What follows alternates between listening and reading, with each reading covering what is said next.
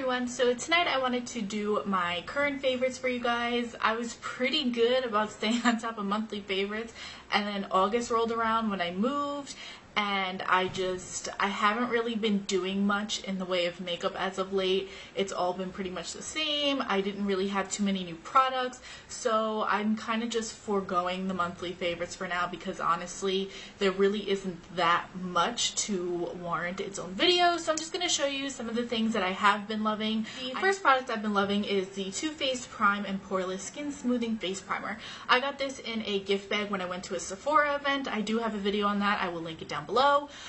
This is just a sample size, but this is a pretty awesome sample size if you ask me.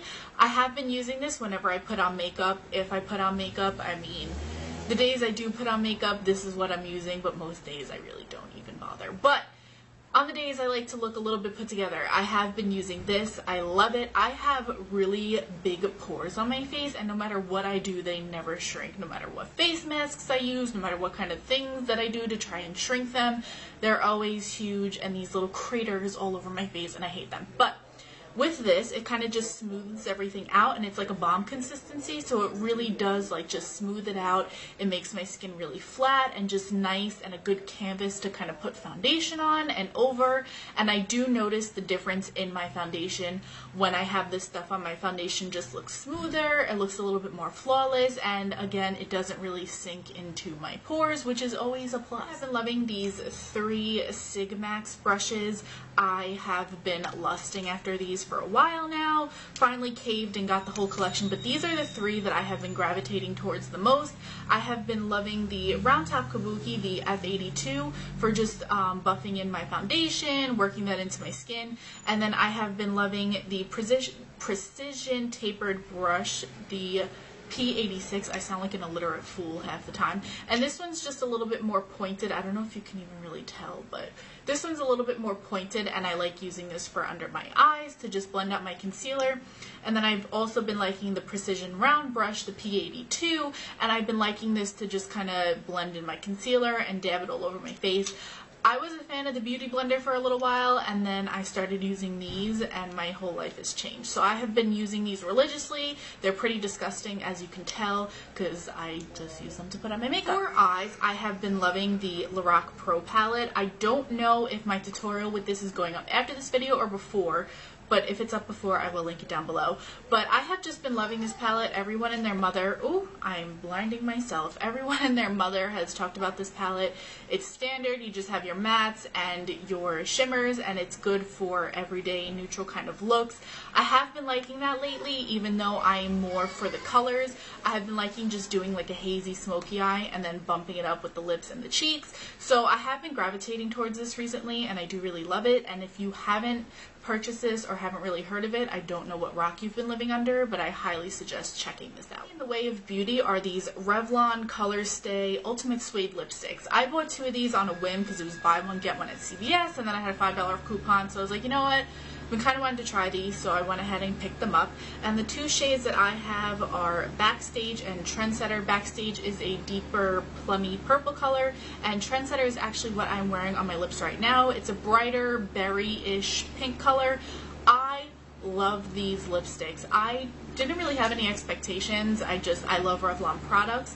And when you put these on, they kind of dry to a matte finish. They are a little bit drying, but to me, it's not uncomfortable to wear. It's not necessarily a bad thing. Just as long as your lips aren't crusty and chapped, you're not really going to have a problem with it. But with these, I can literally wear these for hours and talk and eat and drink, and the color doesn't transfer, and they literally stay on all day. There have been times when I went through the day, didn't even check in the mirror, came home, and the lipstick was still on my lips. So for me, that's pretty incredible. In terms of fashion favorites this month, I have to talk about these motorcycle boots. I got these at Forever 21. I don't know if they're still available. I guess you could just check the site, but these things are like walking on clouds. These are my John Bender boots. If you have seen The Breakfast Club, you know that he wears boots similar to these, so I feel a little bit BA when I wear these, but you know, they're more just really comfortable, and they go with everything. And I dress these up, I dress these down, I wear them when I don't feel like getting dressed one day, I wear them when I'm kind of dressed up one day. So I mean, these shoes are really versatile, they're really comfortable, and they're awesome staples for the fall and winter. One candle that I have been obsessed with is Summertime S'mores. To me, this smells nothing like summer and more like fall, so I have been burning it now. And this scent is described as all the sweetness of summer's best treat is captured in this blend of a roasted marshmallow, crackling campfire, and rich creamy vanilla. And honestly, it smells like the woods, but it smells like a marshmallow.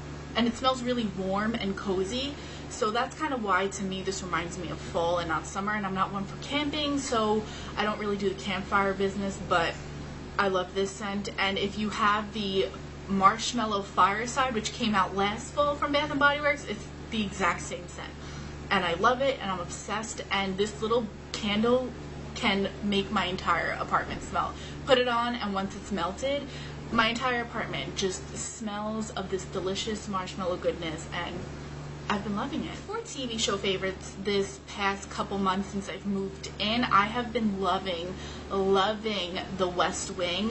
If you don't know what that is, it's pretty much the White House Chief of Staff, and you follow them and the president and through pretty much the day-to-day activities and business that the president does conduct and things that happen. And if you're into shows like The Newsroom, I'm trying to think of another show. Really, The Newsroom is the best kind of parallel that I can make to that show.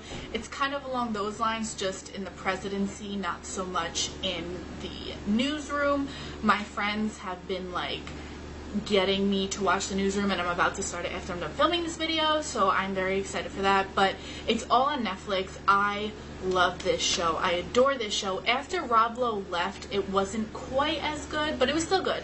But I just love Martin Sheen as the president, because I think I would feel comfortable having him as president of the United States. Also, kind of going along with that theme, as I was talking about The Newsroom, my favorite movie of the last month has been Good Night and Good Luck. There was a week straight where all I watched was this, because I was too lazy to try and pick out a movie, and I put this in, and I forgot how good this movie was. I bought this back my freshman year of college, because we did, I was taking a theater class, and we did a whole lecture about the media and how it's changed, and this is what my professor kind of showed us as part of the lecture. And I remember being so intrigued by it then, so I went out, bought it, and I recently bought the Blu-ray of it because I can't get enough. George Clooney directed it, and Robert Downey Jr. is in this. I bet you thought that you were going to sneak by with a favorite movie that didn't have Robert Downey Jr., but he's in this.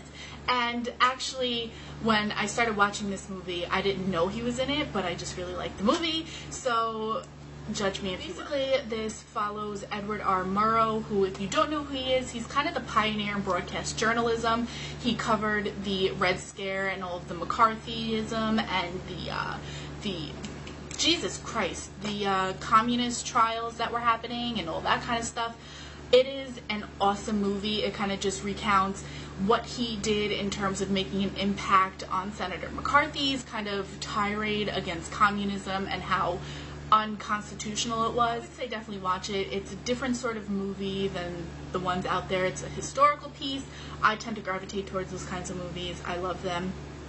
The guy who plays Edward Murrow is David Strathairn.